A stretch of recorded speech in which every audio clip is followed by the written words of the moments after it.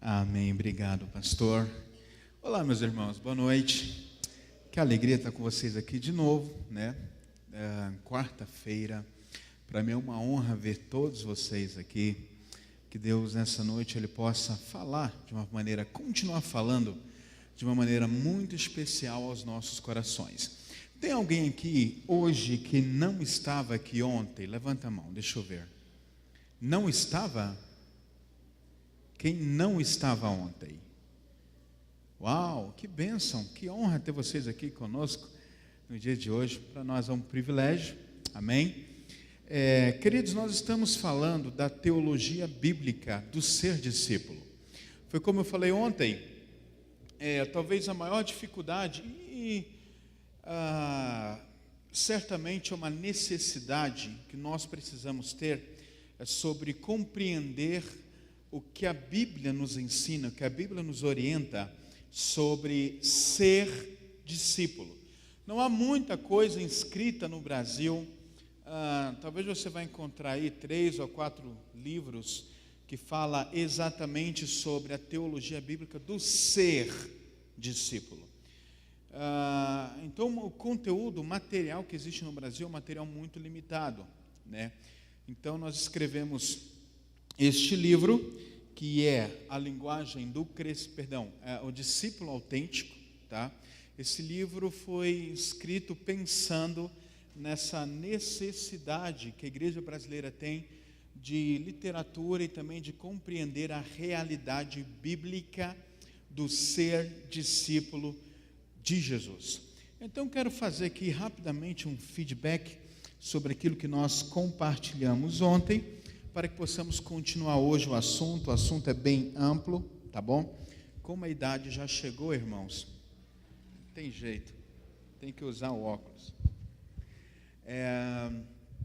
Falando da teologia bíblica do ser discípulo, esse livro, tá? O Discípulo Autêntico, nós trouxemos aí uma boa quantidade de livros, mas primeiro, antes de vir para cá, nós estivemos lá na igreja de Blumenau, na aba de Blumenau. Então, 95% dos livros foram vendidos lá. Ontem nós chegamos aqui com uma pequena quantidade, eu acho que 5 ou 6 livros de cada título, e ontem mesmo acabou. Mas se você está interessado em adquirir esse material, você pode fazer o seguinte: você pode procurar a Patrícia ou procurar o pastor, dar ali o seu nome, e enfim, a gente conversa que em 5 dias, 5, 6 dias, nós enviamos o livro para cá, tá bom? Seria muito legal se vocês todos adquirissem esse material, porque certamente vai ser de bênção para a tua vida, tá bom?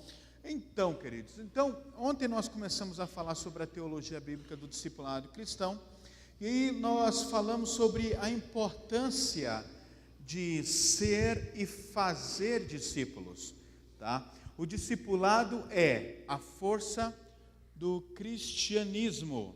O discipulado é a força do cristianismo, pois ela permite que nós possamos reproduzir a vida de Cristo nas outras pessoas. Quando nós falamos que somos igreja, irmãos, e eu falei isso ontem, o que é igreja? Igreja é um grupo de pessoas chamadas para fora do mundo, eclésia. Nós estamos nesse mundo, mas nós não somos deste mundo. Quem é igreja? Paulo vai dizer que nós somos como embaixadores de Cristo. Ou seja, nós estamos nesse mundo, mas nós representamos um outro mundo, um outro reino, que é o reino do Senhor nosso Deus, é o reino de Cristo. Então, querido, nós somos tão privilegiados que nós estamos aí representando o reino daquele que é o Criador de todas as coisas. Então, ser igreja é um privilégio. Fala assim comigo: ser igreja é um privilégio. Queridos, no nosso meio, existem pessoas que é igreja, e existem pessoas que estão na igreja. Existe aí uma diferença entre ser e estar. Amém ou não amém?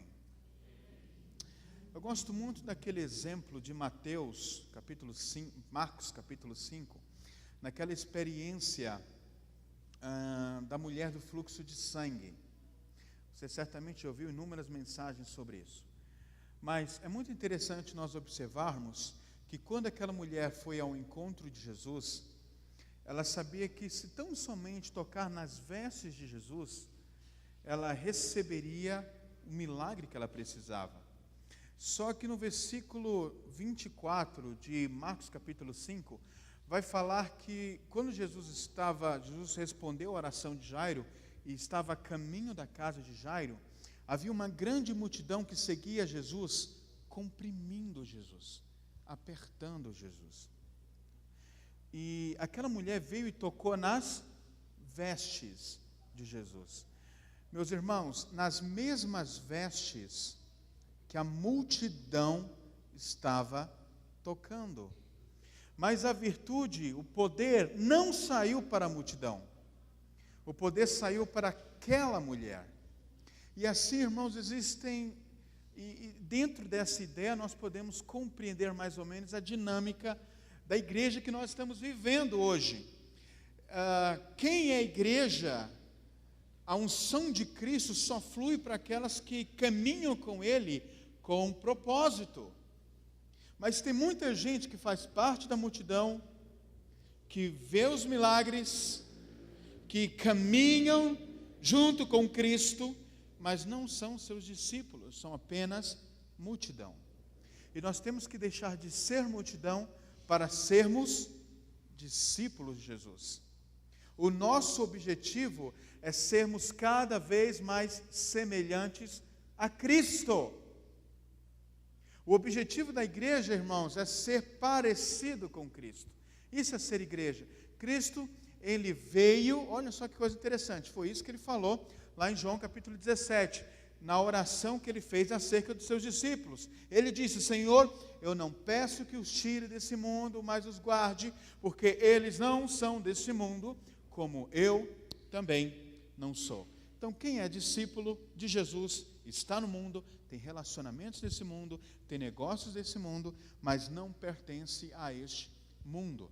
E nós vamos entender, irmãos, só dando um feedback do que falamos ontem, nós vamos compreender que o discipulado, ele é parte de um grande time formado pelo próprio Deus, tá? O Senhor, Ele queria, depois da queda do homem, depois da desobediência de Adão, Deus queria, na verdade, o homem perdeu ali o relacionamento para com Deus. Isaías vai dizer que é o pecado que faz separação entre Deus e o homem. E com o pecado, o homem se separou de Deus. Todo homem pecou e foi destinado à ira de Deus. Como diz lá em Romanos, Paulo fala sobre isso em Romanos, que o homem foi destinado à ira de Deus. Mas Deus nos amou de uma maneira tão especial, Deus amou a sua criação de uma maneira tão especial, para que você entenda o que eu estou falando, irmãos. A palavra grega ali para João 3,16, porque Deus amou o mundo, a palavra grega ali é cosmos. Essa palavra cosmos significa literalmente todas as coisas criadas. Essa palavra cosmos não é tão somente a humanidade, como também o universo e um sistema que Deus estabeleceu para que Adão pudesse viver ali desde o princípio. Tanto que lá em Apocalipse Ele prometeu um novo cosmos, que é um novo céu e nova terra, um novo sistema, onde não vai ter mais nem choro, nem pranto e nem dor, e os nossos corpos serão glorificados. Então Deus amou esse cosmos, essa criação, todas as coisas que Ele criou. E Ele amou isso de tal maneira, de tal forma, que enviou o seu Filho unigênito, Jesus, para todo aquele que nele crê, não pereça, mas tenha vida eterna.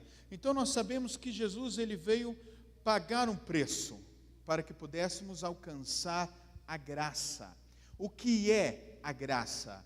A graça é favor imerecido. O que significa esse favor imerecido? Significa, irmãos, que você não merecia a salvação pela sua natureza. Eu não merecia a salvação. eu não merecia estar junto de Deus por causa do meu pecado. Mas a graça de Cristo, esse favor imerecido, nos deu a mim, deu a você, livre acesso ao Pai. O véu foi rasgado, a barreira foi rompida. E hoje, meus irmãos, nós temos livre acesso ao Deus Criador de todas as coisas. Agora escute, o mundo só vai saber que Cristo lhes deu esse direito quando a igreja se levantar para anunciar essas boas novas. Jesus, ele conquistou a graça. Agora, a igreja é a portadora desta graça. O mundo só vai saber que Cristo lhes deu o direito de ser salvo por meio desse favor imerecido quando nós, igreja, nos levantarmos e falarmos desse amor. Outras palavras, evangelizarmos e discipularmos.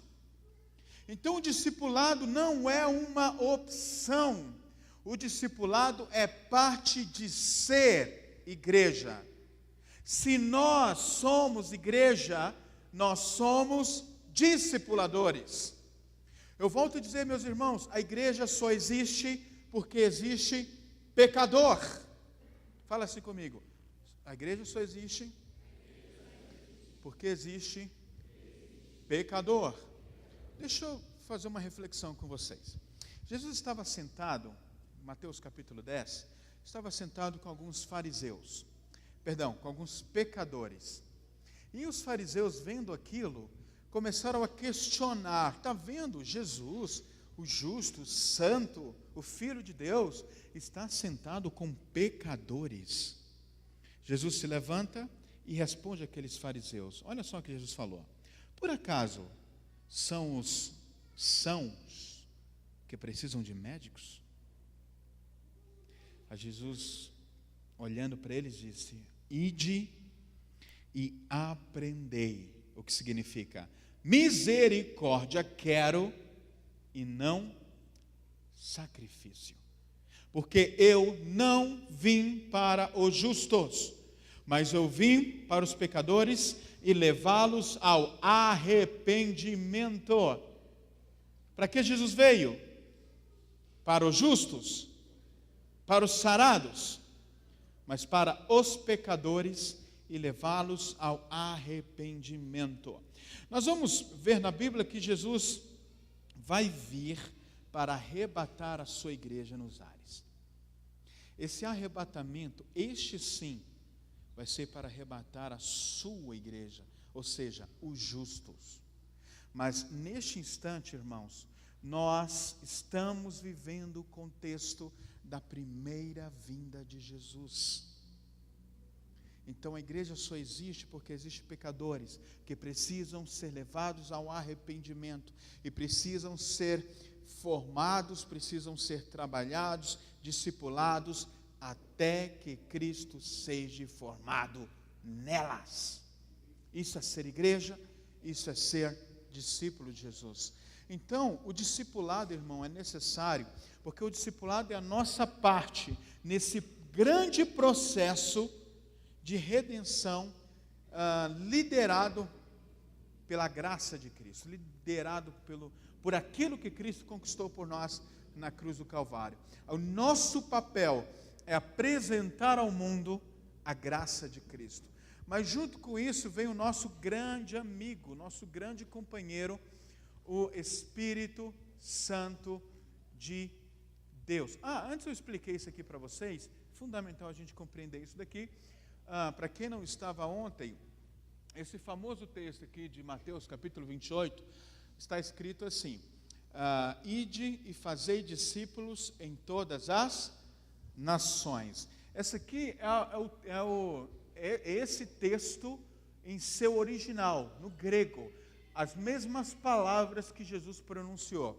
Essa palavra ide, é muito interessante nós observarmos que no original grego a palavra aqui é poreotentes. Essa palavra poreotentes significa que é parte de, é um dever, é dever do discípulo, o que Jesus estava dizendo ali com essa palavra poreutentes, é que é dever do discípulo fazer discípulo. É teu dever ir por todo mundo e fazer discípulo de todas as nações. É tão importante, é tão fundamental nós compreendermos isso, porque, irmãos, o que esse texto, na verdade, está dizendo é que quem é discípulo faz discípulo. E, de uma forma um pouco mais dura, mostra que quem não faz discípulos não é discípulo. Amém? Precisamos entender isso. E nós vamos encontrar várias referências. João capítulo 15, o próprio Jesus vai afirmar assim: eu sou a videira verdadeira, vós os ramos. Quem está em mim, este dá muitos frutos. Meus irmãos, nós somos chamados para gerar frutos a Deus. Nós temos aí a incumbência, nós temos aqui sobre nossa responsabilidade, a necessidade. Esse mundo está doente, este mundo está enfermo. Atos capítulo 3, Pedro vai dizer assim, aquele coxo: eu não possuo nem ouro nem prata, mas o que eu tenho, isso eu te dou. Queridos, nós temos a graça, nós temos a salvação, nós temos a redenção, e cabe a nós, como igreja, levar adiante essa mensagem de redenção. E discipular outras pessoas é parte dessa mensagem. Na verdade, é parte de ser discípulo. Tá bom, meus irmãos? Então, essa palavra poreutentes é fundamental.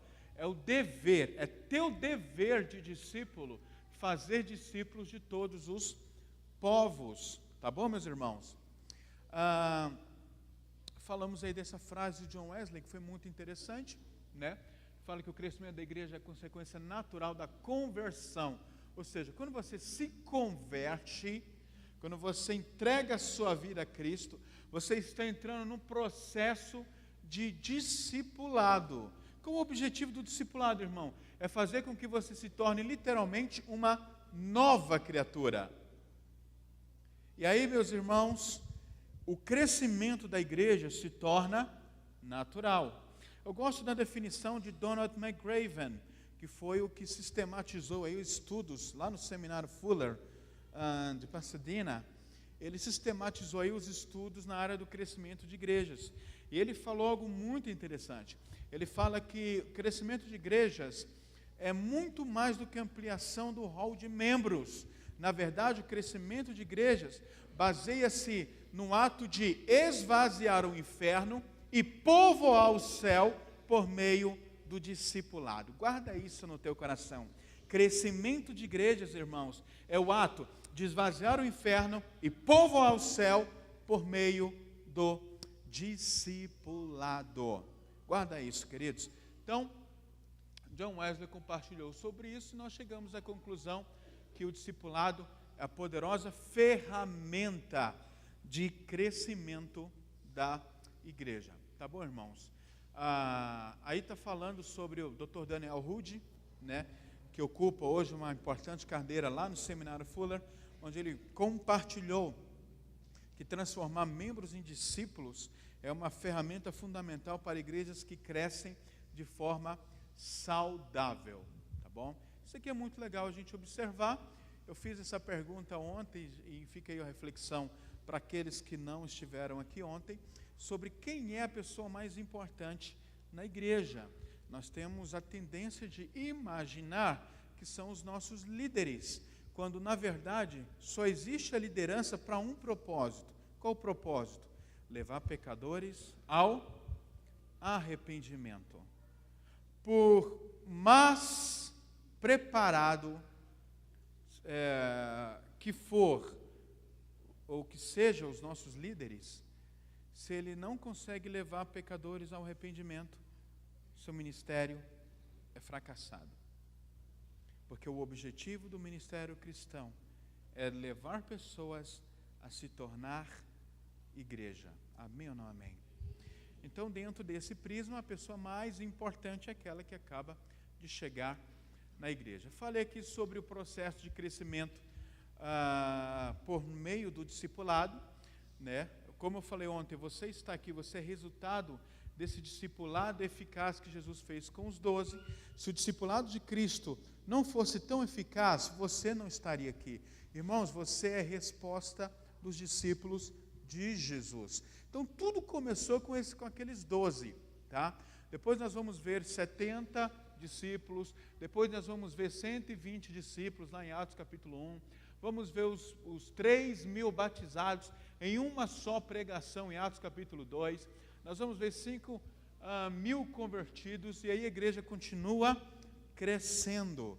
Então, o discipulado, ele proporciona esse crescimento. E por último, irmãos, como parte desse grande time formado por Deus, nós vamos encontrar aí o Espírito Santo de Deus.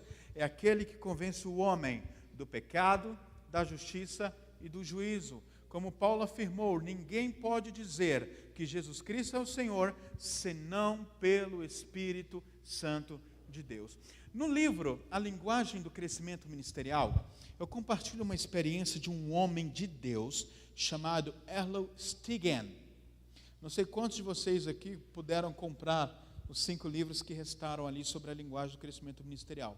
Quero indicar para os irmãos que nesse livro eu compartilho algumas histórias extraordinárias de homens de Deus. R.L. Stigan, ele foi missionário entre os Zulus, na África. E quando ele estava lá, irmãos, ele tentou evangelizar, só que ele não conseguia avançar com o seu ministério. Ele não conseguia ver resultados da sua pregação, de todo o seu esforço. Um dia ele pensou desistir, ele queria voltar, ele queria desistir daquele povo Zulu. Só que chegou um momento, e lembra que eu falei para vocês ontem, que existe um momento de falar, mas também existe um momento de você orar, que a obra é de Deus e não sua. Todos nós somos servos, amém ou não amém? Todos nós somos servos uns dos outros e servos de Deus, o dono da obra. Então, queridos, nós precisamos entender que vai haver aqueles momentos que nós precisamos falar e falar, mas vai haver aqueles momentos que o Espírito Santo, aquele que convence o homem do seu pecado, da justiça e do juízo, ele é que vai fazer a obra. E R.L. Stigan, ele decidiu orar, e ele saiu para as ruas lá, na verdade, em meio àquele povoado, e começou a andar entre as tribos, e começou a orar, dizendo: Jesus, muda a história desse lugar, muda a história dessa tribo, muda a história desse povo. Irmãos, os Zulus era considerada a tribo mais feiticeira da África do Sul. E ali a feitiçaria reinava de uma maneira assim muito, muito intensa.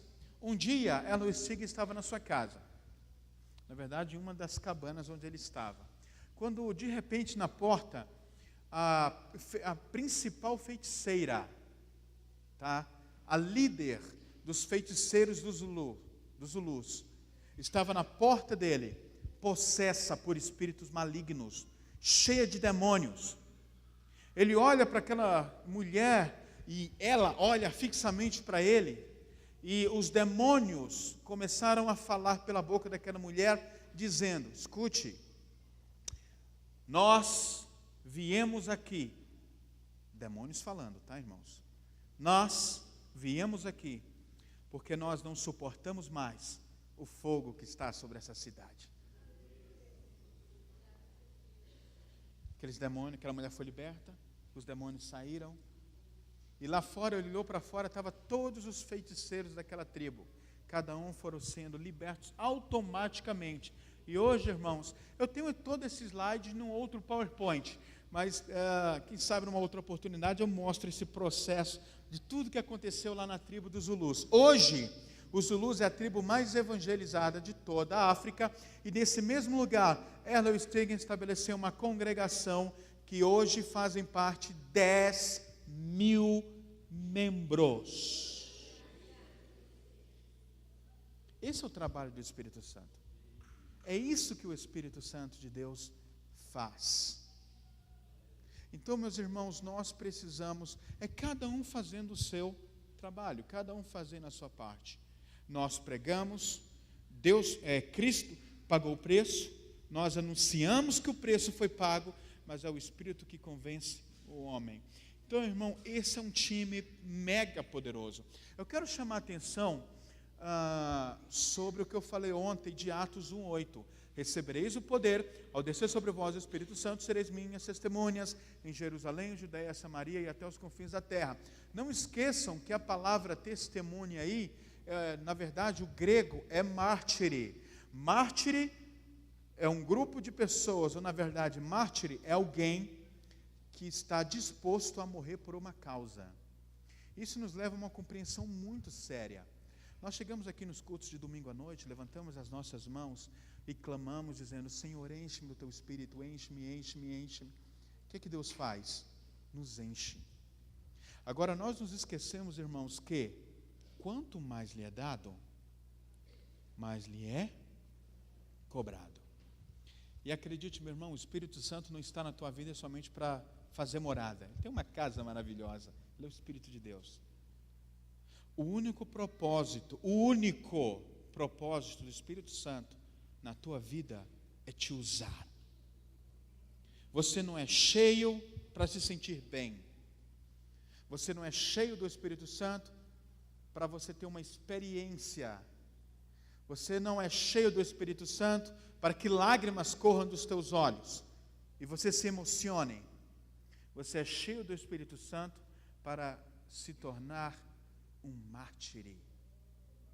Queridos, nós precisamos entender a plenitude do Espírito Santo. O que é a plenitude, a totalidade do Espírito Santo?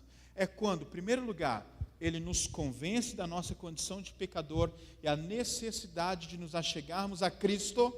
É a primeira ação do Espírito Santo. Ele nos convence que sem Jesus nada podemos fazer.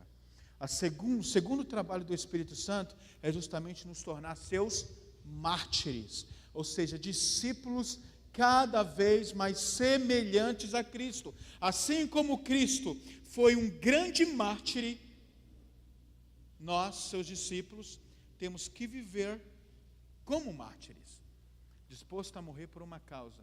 Qual a causa? A causa de Cristo. Deixa eu falar uma coisa para vocês. Em 2009, eu tive uma experiência em Roterdã, na Holanda. Nós estávamos em uma conferência teológica, estávamos ministrando numa conferência teológica. E no segundo dia de evento, eu encontrei um amigo, pastor, seu nome era Stefan Peter. Ele era um pastor alemão, não era um cachorro, tá, irmãos? Ele era um pastor, nascido na Alemanha, pastoreou uma igreja lá em São Paulo, depois retornou para a Alemanha. E nós nos encontramos lá no saguão do hotel e começamos a conversar e ficamos felizes em nos encontrar. Escute o que eu vou te dizer, meus irmãos. Essa experiência marcou a minha vida. E ele falou assim para mim: André, lá no meu quarto tem um homem de 93 anos. Ele foi missionário na época da Europa comunista. Os soldados romenos comunistas o prenderam durante 2 anos em um campo de concentração. E ele continuou pregando o evangelho lá no meio daquele campo de concentração, e muitos dos presos e até dos soldados passaram a aceitar a Jesus. E aí, meus irmãos, o que é que os soldados romanos fizeram? Mataram a tiros sua esposa e 2 filhos. E depois perfuraram os seus 2 olhos, para que aquela fosse a última imagem de sua vida. Meu irmão, eu olhei para o Steph e falei: cara, eu preciso conhecer esse homem. Porque eu só conheço pessoas assim de ler livros. Eu só conheço pessoas assim de histórias missionárias. E eu quero conhecer esse homem. Eu quero ouvir as suas histórias. Eu quero que ele coloque a mão na minha cabeça. Eu quero que ele ore por mim.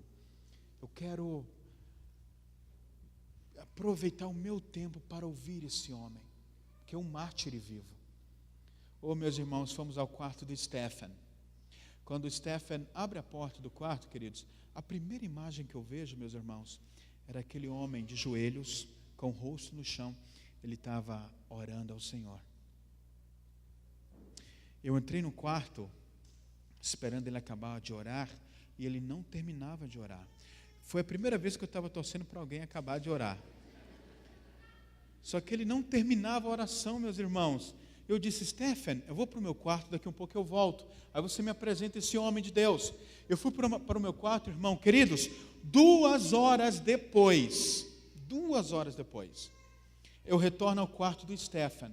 Quando o Stephen abre a porta do quarto, irmãos, a primeira imagem que eu vejo quando ele abre a porta é aquele senhor ainda de joelhos, com o rosto no chão. Ele estava orando ao Senhor. Tinha até uma pocinha de lágrimas próximo dos teus olhos, dos olhos dele. Eu entrei no quarto e ele não parava a sua oração. Eu estava lá para ele, tanto faz, era o momento dele com Deus. Só que eu comecei a reparar que ele falava as mesmas coisas. Eu não sei pronunciar para você, mas ele falava as mesmas coisas. Eu perguntei: Stephen, o que ele está falando? Daquela hora até agora, parece que ele está repetindo as mesmas coisas. Irmãos, Stephen olhou para mim e disse: André, daquela hora até agora, ele está fazendo a seguinte oração. Escute, irmãos. Senhor, eu estou frágil como o pó da terra, mas se quiserdes, ainda pode me usar. Meus irmãos, estou falando de um homem de 93 anos, que foi 70 anos de vida missionária. Por causa do seu ministério, ele viu sua esposa e filhos morrerem, e ainda teve os seus olhos perfurados. E ainda assim, irmãos, chegava aos 93 anos, ele ainda estava clamando: Senhor, estou frágil, estou fraco, mas se o Senhor quiser, ainda pode me usar. Meus irmãos, aquilo para mim foi algo que mudou a minha vida, porque por muito menos, muitos de nós desistimos do nosso ministério. Por muito menos, nós desistimos da liderança de nossa célula, porque a gente ouviu o que não gostaria de ouvir. Por muito menos, a gente abandona os ministérios da nossa igreja local, por causa de uma situação que nós não gostamos. Nós temos, queridos, sabe qual é o maior problema da igreja brasileira? É a facilidade. Se alguém fala mal da gente, a gente tem a mania de dizer: estou sendo perseguido. Você não sabe o que é perseguição. Vai perguntar para esse irmão o que é perseguição. Ele vai responder para você que é perseguição. E aí, meus irmãos, a facilidade é o que tem dificultado nós sermos uma igreja autêntica. Acredite. Você sabe onde a igreja mais cresce no mundo hoje? É China, onde não se pode ter uma igreja bonita como essa. Não se pode ter uma reunião como essa que vocês estão tendo aqui nessa noite. Toda semana a igreja se reúne em um local diferente, como pequenas células. Só que, meus irmãos, o número de conversões hoje na China chega até 20 mil novos convertidos por dia. Você quer que eu te fale qual é o segundo país onde o evangelho mais cresce no mundo, por obra e graça do Espírito Santo? O Irã. Sabe como que as pessoas estão sendo levadas a Cristo lá? As pessoas estão tendo sonhos com Jesus. E no outro dia elas acordam e vão procurar os missionários. Um homem falou que aqui eu ia encontrar Jesus. Oh, meus irmãos, nós precisamos entender que ministério é um privilégio, é uma oportunidade. Queridos, para você ser um líder, um discipulador, não é mais um compromisso no meio da semana, é uma oportunidade. Se Deus te chamou para discipular pessoas, é uma oportunidade que Ele está te dando. Então, queridos, nós precisamos entender o que é ser discípulo, tá? Falei sobre isso aqui ontem, que é a evolução, segundo Darwin, é essa daí, que o homem veio de um ancestral comum, que possivelmente era um macaco. Tá certo que tem alguns irmãos que parecem um macaco. Mas, nós não viemos, né? Nós não temos esse ancestral comum. Nós viemos de uma pessoa muito específica, né? Todos nós. Gênesis capítulo 3 vai falar que Eva seria mãe de todos os seres humanos. Amém, irmãos? Então, essa é uma notícia que deixa o macaco louco mesmo, né? Porque não é assim de onde nós viemos. Eu costumo falar que a evolução do homem é essa daí, tá? É nós nos prostrarmos, nos rendermos diante do nosso Deus, tá? Ezequiel capítulo 1, versículo 28, Deus tinha um plano com Ezequiel, Deus queria usar Ezequiel. E aí Deus se revelou a Ezequiel de uma forma muito específica. Deus se mostrou através de uma figura aí um tanto complexa. Depois, se você ler Ezequiel capítulo 1, você vai ver a maneira complexa que Deus se revelou a Ezequiel. E aí, meus irmãos, depois que Ezequiel reconheceu a glória de Deus, a Bíblia diz que ele caiu com o rosto em terra para ouvir o que Deus falava. E aí, meus irmãos, esse é o primeiro ato de nós, que nós precisamos ter quando nós reconhecemos a grandeza do nosso Deus e sua soberania sobre nós. Nós olhamos para Ele e nós nos rendemos, nos prostramos. O ato de se prostrar significa se render. Mas aconteceu algo muito interessante nesse texto, já que a gente tocou nele. No capítulo 2, versículo 1, Deus exige que Ezequiel se colocasse em pé. O texto está falando assim: Ezequiel, põe-te em pé, que eu falarei contigo. E aí, meus irmãos, a Bíblia fala que Ezequiel narra, dizendo que então entrou em mim o Espírito de Deus e me colocou em pé para ouvir o que me falava. Meus irmãos, isso significa que é o Espírito Santo de Deus que nos coloca na posição que Deus quer. Agora, esse mesmo Espírito que colocou Ezequiel de pé, foi o mesmo Espírito que levou Ezequiel a um vale de ossos secos, o mesmo Espírito. Queridos, é interessante, o Espírito Santo poderia ter levado Ezequiel numa montanha bonita, cheio de vida, cheio de árvores, cheio de flores, mas levou Ezequiel aonde? A um vale de ossos secos. Sabe por quê, irmãos? Porque o propósito do homem de Deus, de uma mulher de Deus, é levar vida onde há morte. Aqueles que são guiados pelo Espírito Santo de Deus, são chamados filhos de Deus. Então, se você talvez esteja olhando para a sua célula, para o seu grupo de discipulado, e você vê ali um lugar meio de ossos secos, você está exatamente aonde o Espírito te colocou. Amém ou não amém? Para quê? Porque o homem e uma mulher de Deus são usados por Deus, são levados a lugares de morte, para transformar esse lugar de morte em vida. Lucas capítulo 9 vai falar sobre isso daí, e dizer a todos que, se alguém quer, fala comigo, quer, tem que querer, irmãos. Para ser discípulo de Jesus, você tem que tomar a decisão, você tem que querer. Quem quer vir após mim, negue-se a si mesmo, tome a tua cruz cada dia e siga-me. Estudando essa proposta de negar a si mesmo, nós vamos entender no Novo Testamento que existem aí algumas ideias muito legais. Por exemplo, quando nós falamos de negar a nós mesmos, nós estamos falando de uma identificação prática com Cristo. O que é uma identificação prática? Não é simplesmente você assimilar uma verdade e acreditar nessa verdade sem praticar a verdade. Uma identificação prática com Cristo requer uma atitude semelhante à de Cristo.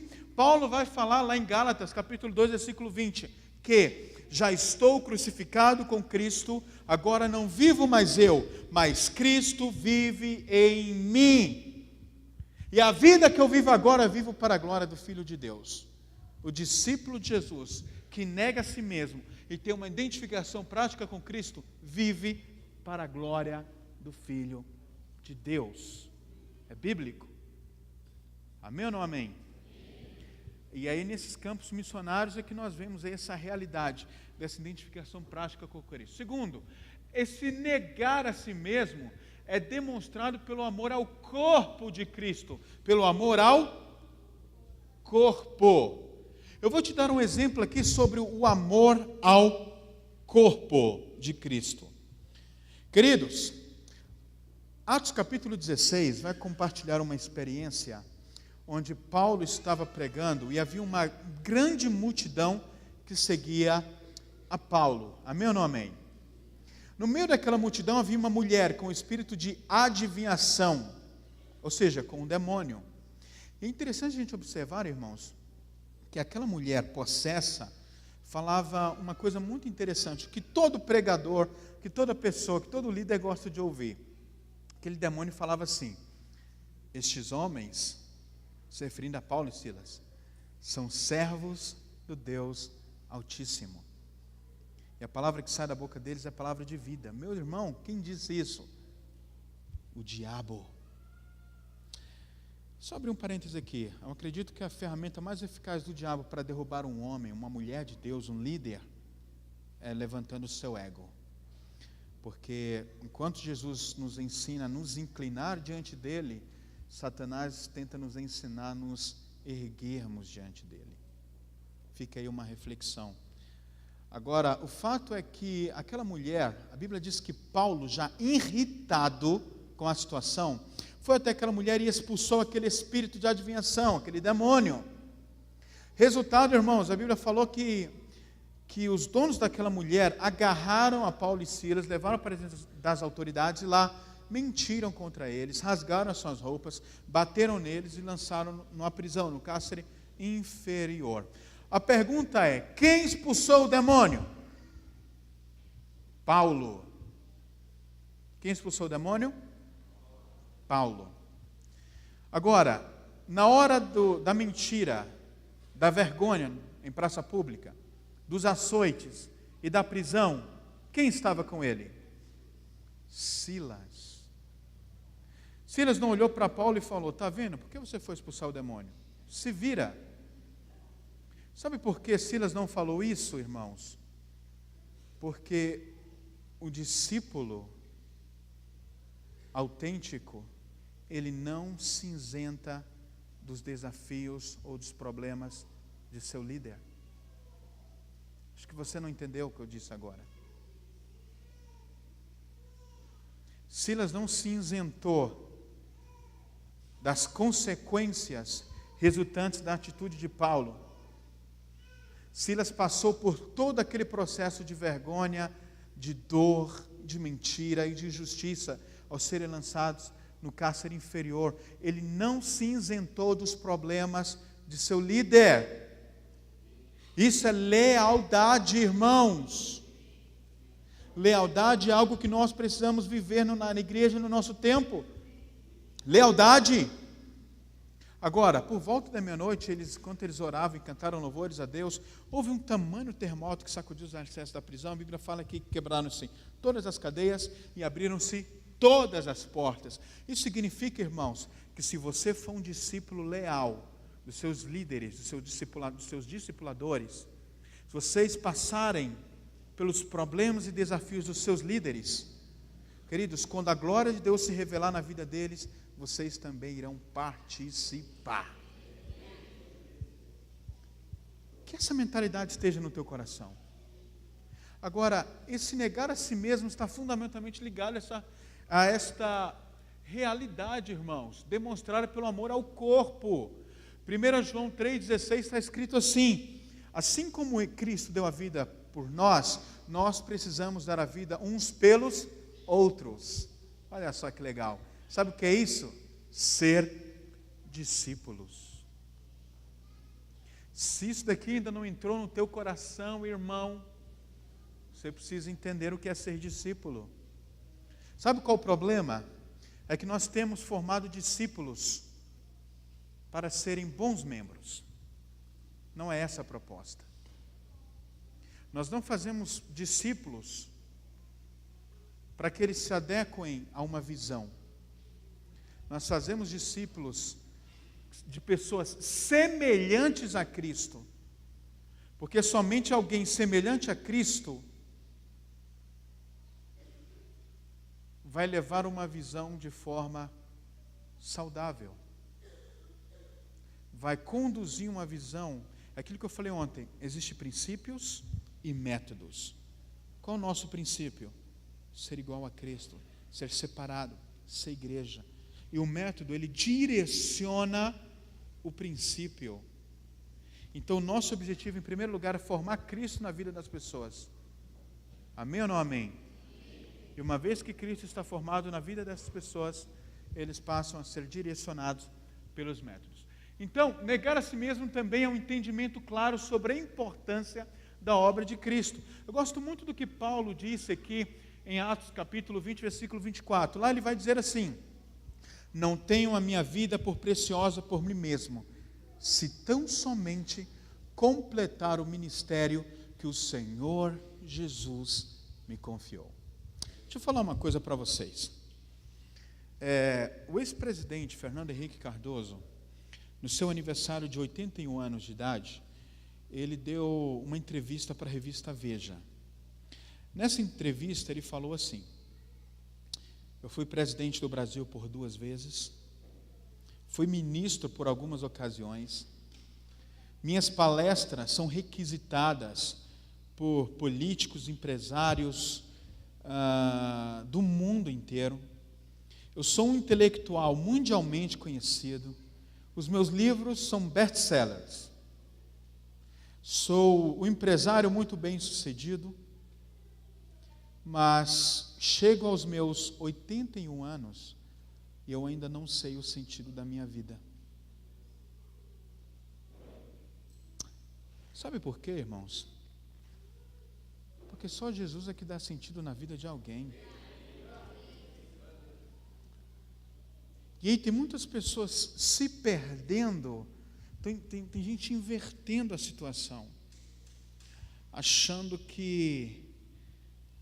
Paulo vai falar uma coisa muito pesada. Paulo fala assim, que se o nosso objetivo estiver só nas coisas desse mundo, nós somos os mais miseráveis de todos os homens.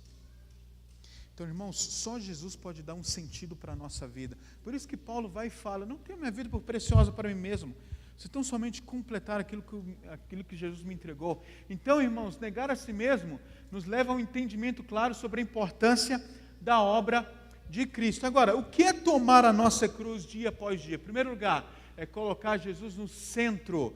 Queridos, Jesus ele não quer somente parte de você, Ele quer toda a tua vida.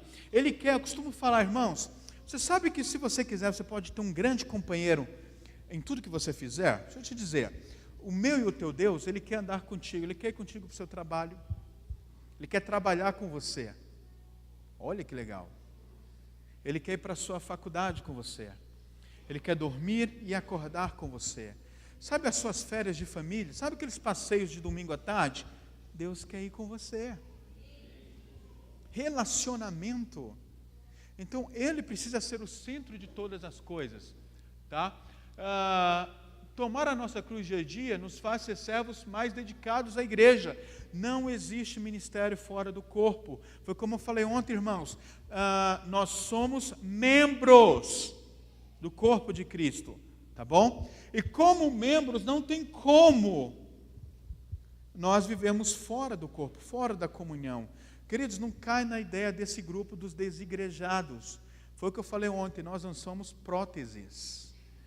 Nós somos membros. Prótese é que sai de um lugar e sai colocando. Mas nós somos membros. Tá bom? Aflora a necessidade de buscar a presença de Deus. Isso aqui é muito sério, irmãos. Sabe qual é a maior prova que nós estamos distantes da presença de Deus? É quando a gente para orar e diz assim: Senhor, nós entramos na Tua presença. Mas não era nem para ter saído, irmãos. Só existem 2 presenças, só 2. Não tem outra, não tem uma terceira. Só tem a presença de Deus ou a presença do cão. Então nós precisamos estar permanentemente na presença do nosso Deus, tá bom? Faz-nos ter prioridades espirituais. Queridos, essa ideia de prioridades espirituais é uma ideia de eternidade, tá? Para que você entenda o que é eternidade, Imagine você 1 trilhão de um tecido branco. 1 trilhão no seu lado esquerdo, 1 trilhão para cima, 1 trilhão para baixo, 1 trilhão no seu lado direito, de tecido branco. Imagine que você está segurando uma caneta, você joga a caneta e a ponta daquela caneta faz uma pequena manchinha nesses trilhões de tecidos brancos. Irmãos, essa pontinha da caneta representa tudo que você conhece. Tudo. E os outros trilhões de tecidos brancos representam a eternidade. Aquele ambiente onde Deus está antes mesmo dessa pequena manchinha causada pela sua caneta tenha sido criado. Agora, não é 1 trilhão, é infinitamente, é infinito. Infinito para a direita, infinito para a esquerda, para cima e para baixo. Você consegue imaginar o que é eternidade nessa perspectiva? É nesse ambiente que o Senhor quer nos levar para essa eternidade, tá? E faz querer ser cada vez mais semelhantes a Cristo. Esse aqui é o pastor, grande amigo nosso, pastor Donnie Swaggart. Ele prefaciou esse livro, Um Discípulo Autêntico. Donnie Swaggart, ele é filho do Jimmy Swaggart, né? E no prefácio do livro ele escreveu algo bem legal. Ele falou que o termo levar a cruz significa a vontade de sofrer sua vergonha e humilhação. Paulo vai falar sobre completar as aflições de Cristo. Como é que a gente vai completar as aflições de Cristo? Sabe por quê, irmãos? Porque o mundo jaz no maligno. E a pregação da verdade, ela confronta a humanidade. Ela confronta este mundo. E nós precisamos, irmãos, quando nós apresentamos a verdade, o mundo não suporta a verdade. Foi o que Jesus falou a Deus sobre os seus discípulos. Senhor, eu os ensinei a tua verdade, mas o mundo os rejeitou. Irmãos, se você quer ser discípulo de Jesus, se prepare para a rejeição do mundo. É uma verdade. Estou preparando você. Jesus, mais discípulo é igual a cruz. Gosto dessa frase que é bem legal. Cruz nos teus ombros é o seu fim para o mundo e o seu começo para com Cristo. Esse é John Stott. Ele fez um comentário muito legal nesse livro aqui, A Verdade do Evangelho, onde ele escreveu que tornar-se cristão e viver como tal implica numa mudança tão radical que nenhuma imagem iria fazer justiça a ela, a não ser a morte e a ressurreição de Cristo. Ou seja, morrer para a velha vida de comodismo e obstinação e ressurgir para uma nova vida de domínio próprio, autodoação, na qual o mundo foi crucificado para nós e nós crucificados para o mundo. É muito legal isso que ele falou. Tá, queridos? Agora, ser discípulo é isso. Agora, nós precisamos compreender essa ideia de sacrifício. Compreenda o que significa sacrifício, irmãos. Para muitos, sacrifício é um peso. Só que, biblicamente, nós vamos compreender que o sacrifício, ele é, na verdade, irmãos, uma oportunidade. O sacrifício nunca é uma negação da vida, ao contrário, ela sempre é uma afirmação da nossa vida. Quando nós nos sacrificamos para o mundo, tá? Nós vivificamos para o reino de Deus. Qualquer sacrifício para o mundo, eu não estou falando de sacrifício financeiro, estou falando de sacrifício de vida, desse processo de nos tornar mártires. Quando nós nos tornamos igreja e somos separados do mundo, nós nos aproximamos do reino de Deus. Tá, irmãos? No livro eu falo aqui de uma posição de Charles Spurgeon. Você pode estar vendo, isso aí ele comentou sobre esse processo de levar a cruz. Mas ficou entendido essa questão sobre ser discípulo, sim ou não? Amém. Agora eu quero te mostrar algo muito interessante sobre fazer discípulo. Uma vez que nós entendemos o que é ser discípulo, surge aí a compreensão, como eu falei ontem, e hoje, não se é discípulos se nós não fazemos discípulos. Quem é discípulo, faz discípulos. Fala isso para o teu irmão. Fala de novo. Quem é discípulo, faz discípulo. E quem não faz discípulo? Biblicamente, não é discípulo. Tá? Deixa eu falar uma coisa para vocês. Nós precisamos, antes de falar sobre esse processo de discipular, nós precisamos quebrar um mito. Esse mito aqui. Talvez nós imaginamos que nós temos que ser perfeitos para começar a discipular pessoas. Só que esse processo de discipulado, irmãos, para você iniciar o discipulado, você não precisa ser perfeito. Tudo que você precisa ser é um exemplo. Como assim? Os seus discipulados precisam ver em você o desejo que você tem de ser cada vez mais semelhante a Cristo. Esse é o exemplo. Perfeito não seremos, mas nós poderemos ser exemplos. Então, meus irmãos, isso significa que aquilo que você quer que os seus discipulados sejam, você precisa ser. Porque eles serão iguais a Cristo quando Cristo se refletir em você. Querido, se Cristo não refletir em sua vida, você não está apto para ser discipulado ou discipulador. Não estou falando que, volto a dizer, não estou falando que você tem que ser perfeito, mas você tem que ser exemplo, tá? E eu vou te explicar um pouquinho sobre esse processo de ser exemplo. Esse chama-se Ralph Neighbour. Ele tem se destacado muito nos últimos anos nessa área do discipulado cristão. E ele compartilhou algo bem legal. Olha só, ele falou sobre o processo de aprendizagem.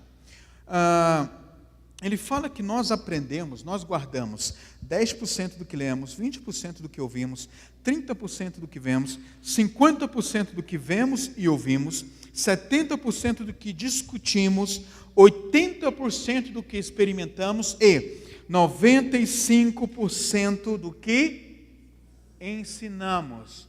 O que isso significa, irmãos? Significa que Deus é tão bom, é tão bom, é tão bom, que quanto mais você discipular outras pessoas, mais você vai aprender. Meus irmãos, isso é bem legal. Isso é muito legal. Porque quando você ensina, olha só o que Deus faz. Porque a santificação é um processo, tá? Ninguém vai subir santo.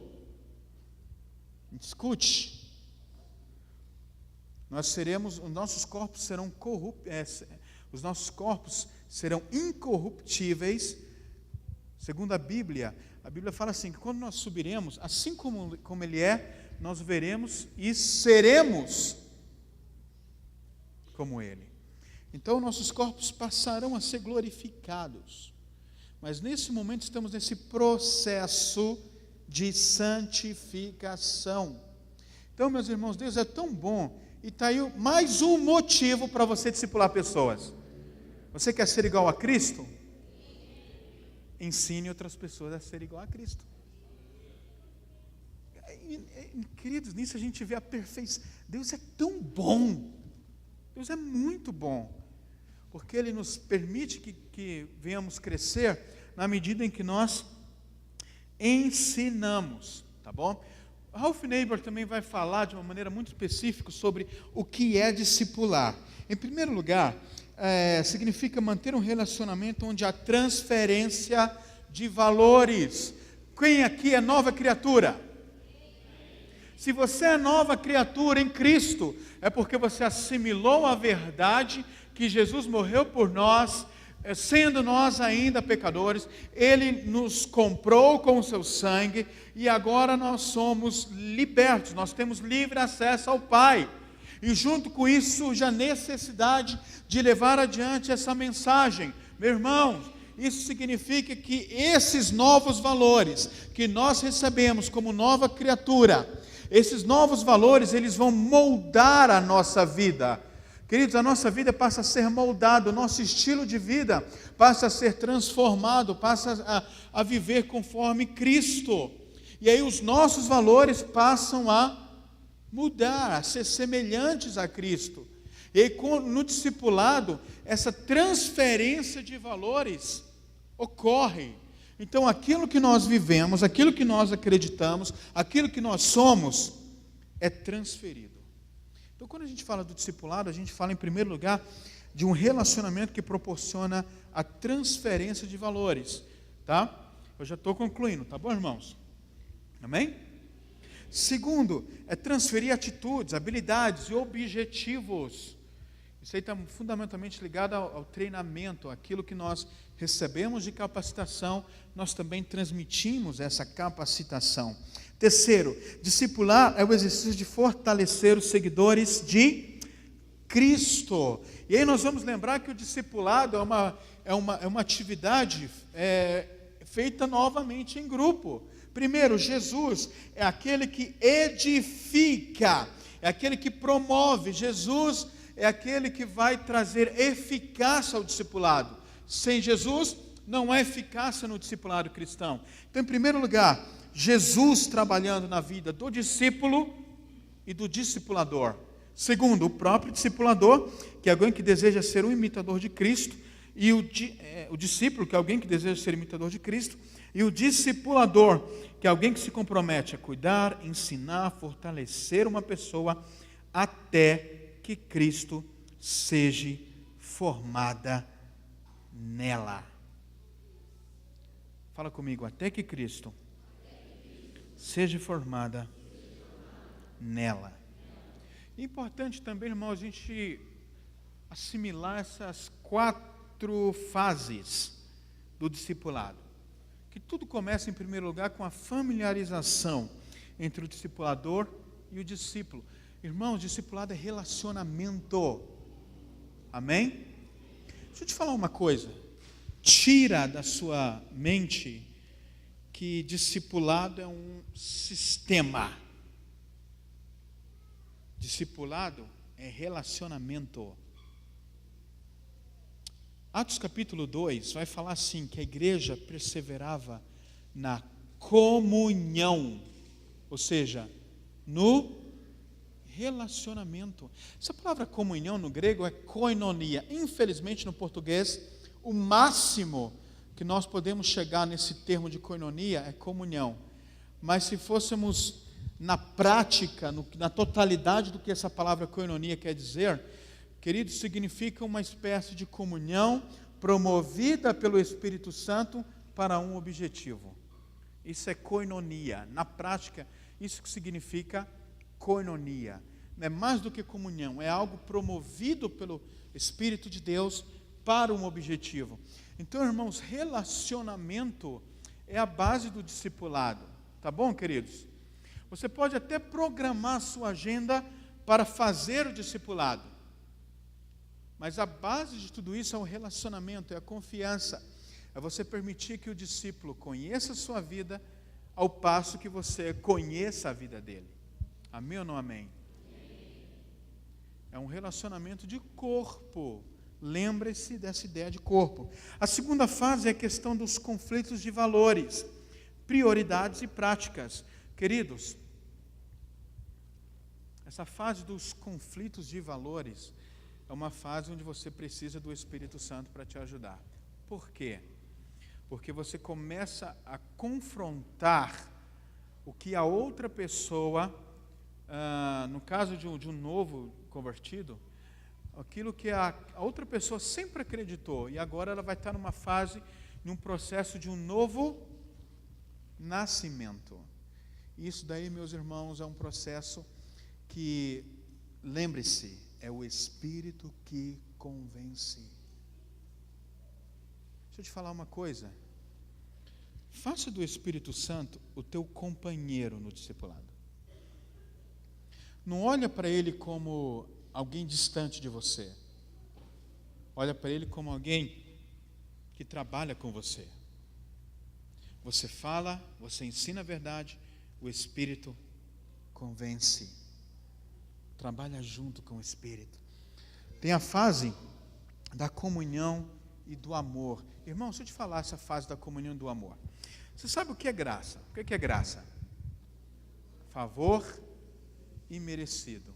Se nós somos alcançados pela graça, isso significa que nós também somos portadores desta graça. O que isso significa, irmãos? Sabe aquele irmão chato? Os muçulmanos, tem um grupo lá que é os muçulmanos xiitas, né? Na igreja tem aquele grupo de crentes chatos.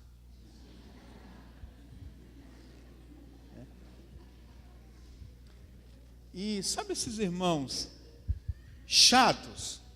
Esses irmãos mau caráter, essa palavra, essas pessoas que entristecem umas às outras, pois é, meu irmão, eles não merecem o teu amor, mas a graça é favor imerecido. O que significa, irmãos?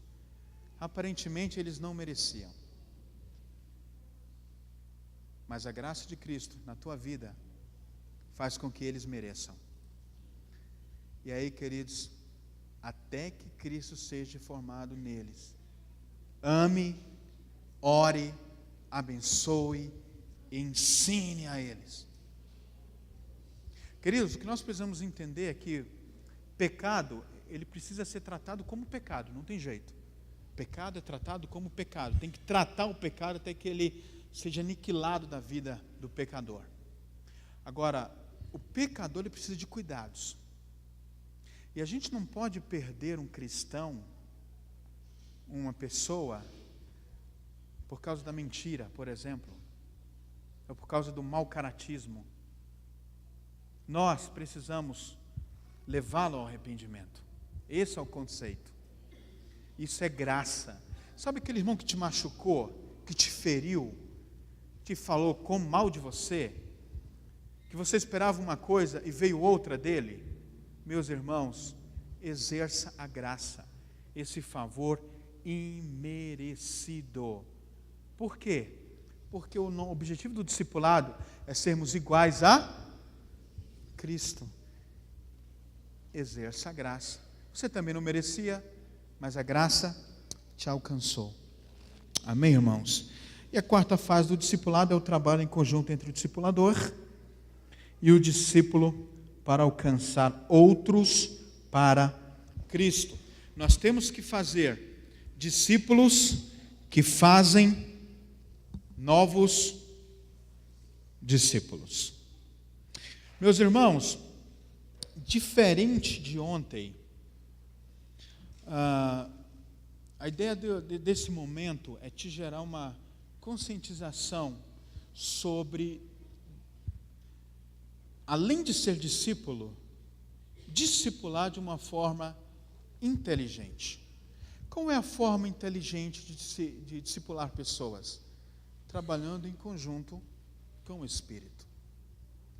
Irmãos, nós não podemos dispensar ou imaginar que nós poderíamos chegar a algum lugar sem o Espírito. É Ele que faz. Nós não podemos nos apartar desta presença. Nós não podemos, irmãos, andar sem essa presença. Nós podemos ter os melhores mentores, os melhores discipuladores cuidando de nós. Nós podemos ter os líderes mais bem preparados do nosso lado. Mas a obra de Deus é uma obra sobrenatural. E nós dependemos da ação sobrenatural do Espírito Santo. Volto a dizer o que é igreja, eclésia, chamados para fora do mundo, mesmo estando nele, mas habitando no contexto do reino de Deus. E quando nós discipulamos pessoas, quando nós nos tornamos discípulos, automaticamente discipulamos pessoas. Quando deixamos de discipular as pessoas, nós deixamos de ser a igreja que Deus sonhou. Nós deixamos de ser o cristão que um dia Deus desejou que sejamos. E um dia todos nós vamos para o céu, irmãos. Todos nós. Todos nós. Eu vou te falar uma coisa. Diante de Jesus, só para concluir, diante de Cristo, irmãos, o que nós precisamos entender é que Jesus, Ele nos ama. Deixa eu te falar uma coisa. Jesus, Ele nos ama. Qualquer tentativa de tentar exagerar este amor é pequena perto do amor de Cristo por nós. Mas a Bíblia fala que bondade e misericórdia estão diante dos seus olhos. Mas a base do seu trono é justiça e juízo. O que isso significa, irmãos? Significa que Ele pode até olhar por nós com um olhar de bondade, de amor, de misericórdia. Mas no dia que tivermos o encontro com Cristo, o que vai prevalecer vai ser a sua justiça. Ele nos ama, mas no dia que nós chegarmos a ter um encontro com Ele, Ele vai agir com justiça. E uma vez que nós conhecemos que Ele vai agir com justiça, surge uma pergunta que nós precisamos fazer para nós mesmos. Com que nós vamos chegar ao trono?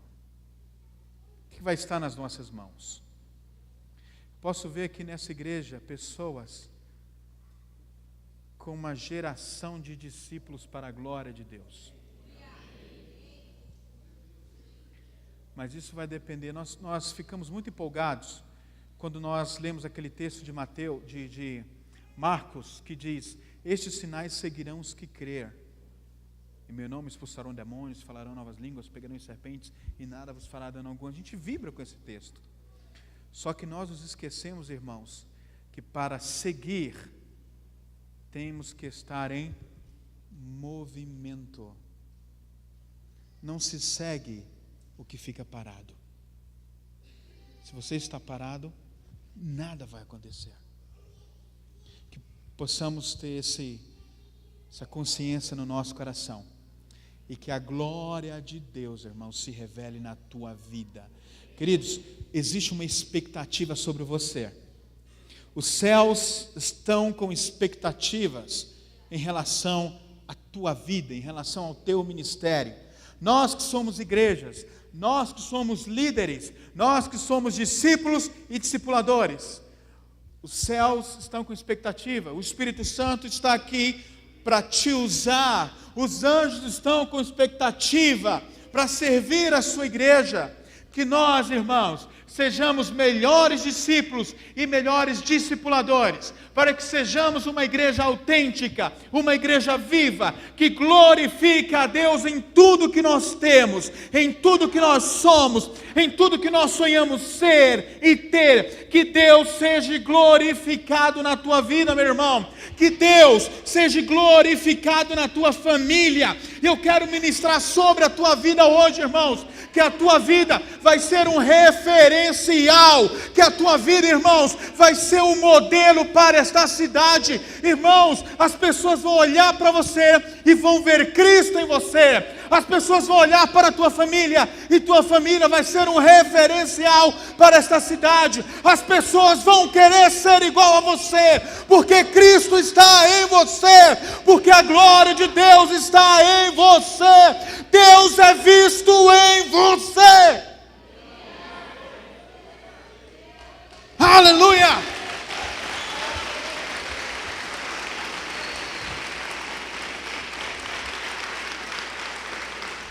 Ser discípulo é permitir com que Cristo seja visto em nós.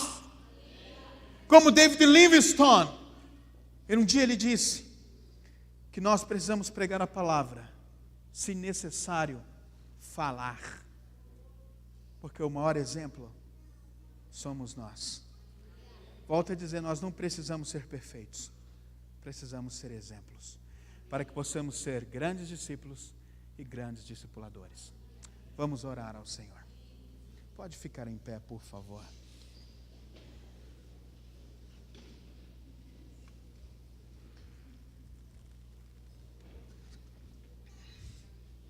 Pode fechar os seus olhos, você pode orar. Pode começar orando ao Senhor. Você entendeu tudo isso, pode orar ao Senhor. Você que fala em línguas, deixa que o Espírito flua através de você. Deixa que os dons possam fluir. Você que tem um dom de profecia, pode profetizar. Fica à vontade, deixa, é o Espírito Santo, Ele é o dono da obra, não somos nós. Então, ore, é você e Deus agora. Faça uma reflexão sobre a sua vida. Faça uma reflexão sobre esse processo de ser discípulo. Ore, abra a sua boca, é o seu momento com Deus. Eu quero dar esse momento para que vocês possam se relacionar com o próprio Deus. Ele está aqui.